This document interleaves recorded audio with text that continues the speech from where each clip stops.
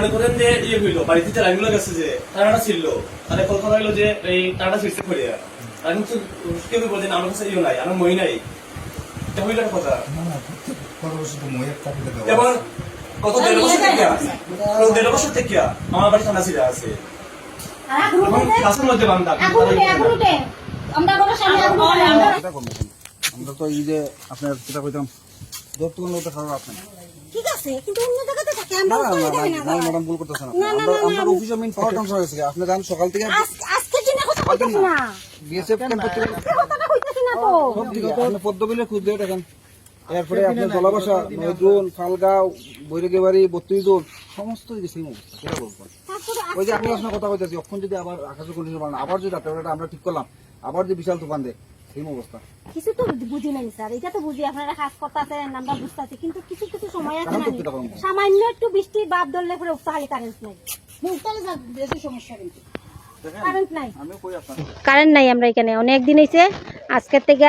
মানে আজকের প্রবলেম নাই এটা অনেক দিনের প্রবলেম আজকে অনেক দিন পরে না পারতে আমরা আইছি সবাই মিললা সব মেয়ে লোক আমরা গ্রামের থেকে আইছি কতদিন ধরে কারেন্ট নেই গত সোমবার থেকে আর কি কোনো মানে অসুবিধা হচ্ছে কারেন্ট নাই মানে সবই এখন ইলেকট্রিক নাই মানে সবই অসুবিধা জল উঠতেছে না খাওয়ানোর জল নাই কিছু সবই অসুবিধা ফ্রিজ বন্ধ ফ্রিজের মধ্যে দামি দামি মেডিসিন নষ্ট হইতাছে হসপিটালের রোগী থাকতে পারতাছে না কি কারণে আজকে আপনাদের এখানে আসা দেখুন আমরা উপতাখালী থেকে এসেছি এখানে গত সোমবার থেকে আমাদের উপতাখালীতে কারেন্ট নেই কারেন্ট একদমই নেই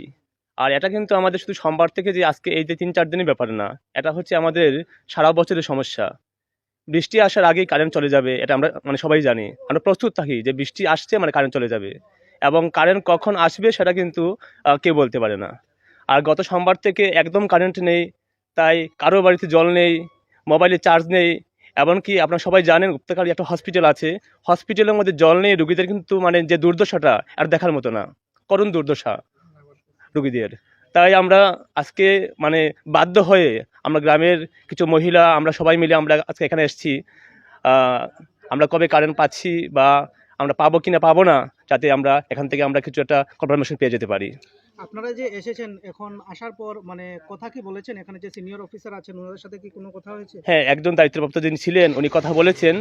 উনি আমাদেরকে আজকে আশ্বাস দিয়েছেন যে ঘন্টা 2-1 মধ্যে কারেন্ট আসবে আমাদের উপতাখালীতে